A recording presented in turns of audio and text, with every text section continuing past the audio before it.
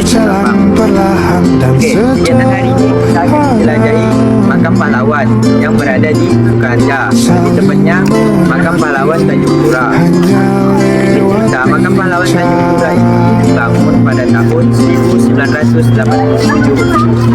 Dan di antaranya ada 50 makam yang bernama dan ada 1 makam yang tidak memiliki nama. Dan pertama kali beliau dikuburkan itu di Sungai Besar, setelah itu di Gedung Pancasila, dan setelah makam ini dibangun, barulah beliau dipindahkan di sini. Nah, ini juga penampakan dari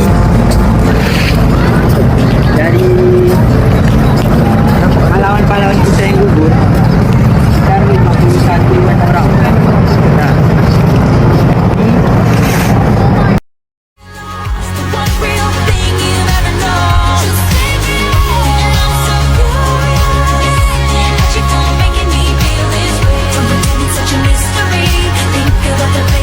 we just stay here, cause in this kind of weather. Assalamualaikum warahmatullahi wabarakatuh. Dan kita sekarang berada di tugu monumen Pancasila, atau yang lebih tepatnya berada di Bakat.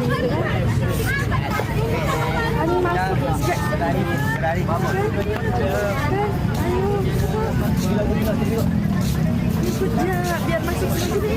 Di ujung sini ini adalah gambaran pada saat Panglima Tentemak berperang melawan penjajahan Belanda.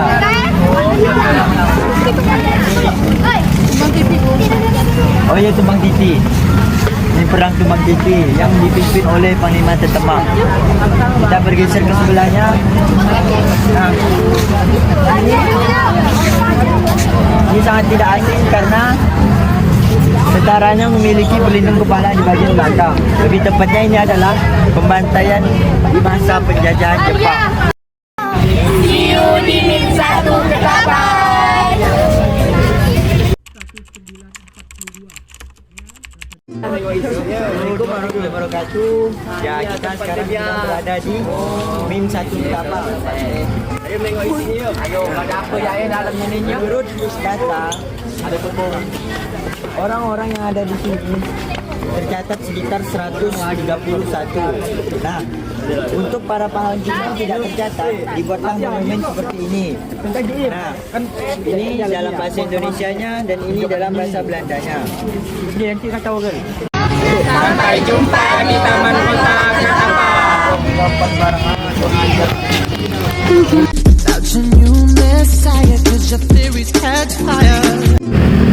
Assalamualaikum warahmatullahi wabarakatuh. Perkenalkan kami dari kelompok 1. Perkenalkan nama saya Rizka Amelia. Yaitu kami pertama-tama akan membahas tentang peristiwa Dayang Potong. Saya sendiri akan membahas tentang panel yang pertama. Panel pertama itu adalah kisah seorang raja yang bernama Siak Bahulun. Dia mempunyai 7 orang putri angkat. Nah, salah satu anak bungsunya yaitu dia mempunyai penyakit kulit. Penyakit kulitnya itu bisa menular. Oleh karenanya, ayahnya tidak ingin tertular oleh penyakit kulit, maka ayah tersebut menghanyutkan ia ke sungai. Selanjutnya panel kedua yang akan dibahas oleh Resti dan Turi.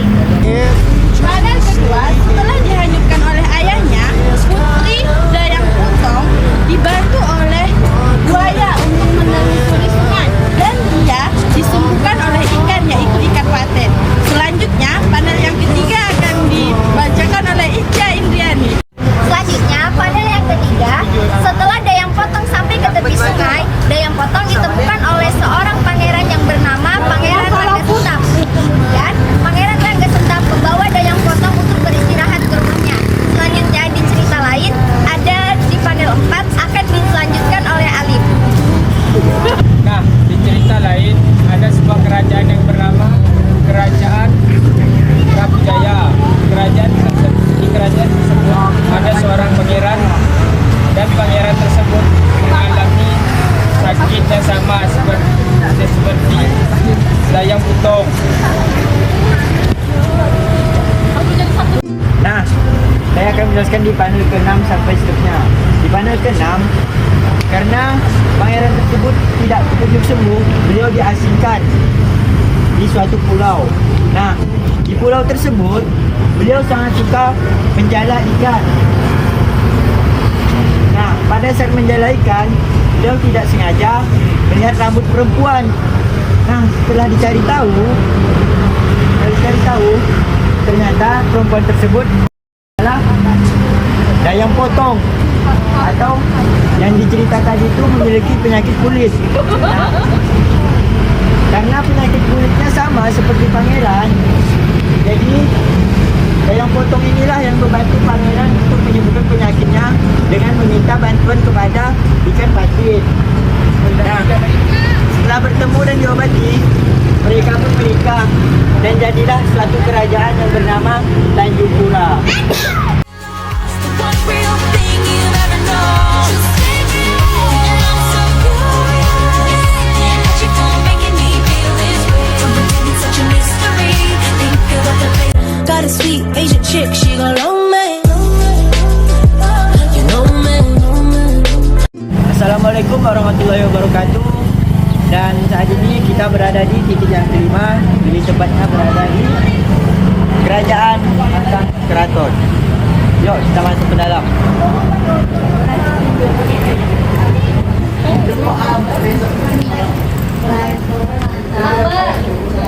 Nah, pada saat awal kita akan disambut dengan pemandangan yang begitu menakjubkan dilihat oleh mata.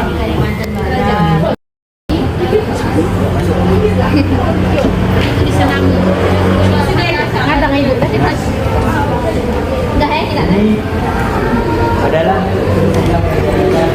depan kelihatannya.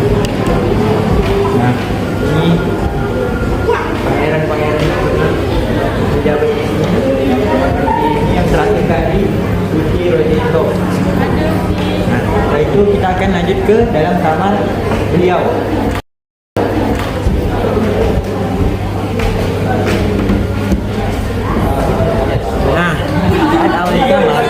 Kita akan disambut dengan pemandangan kasur yang sangat lawas atau kuno, atau bisa disebut zaman peninggalan Belanda lah. Nah, di sini terdapat bekas-bekas pakaian beliau yang masih tersimpan rapi, seperti jas, sarung, dan masih banyak lagi.